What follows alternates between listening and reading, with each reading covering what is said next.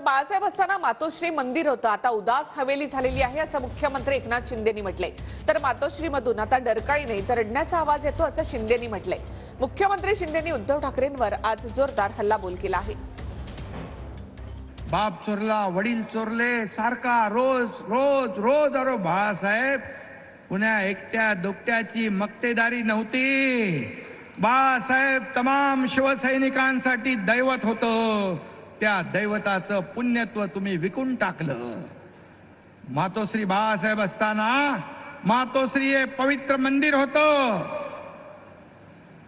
त्याचं आता काय झालंय? उदास हवेली झालेली आहे।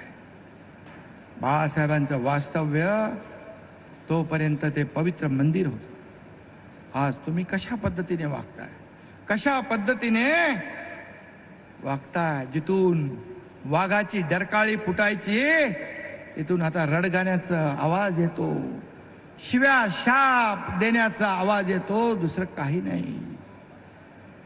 हे बाळासाहेबांनी कधी केलं नाही।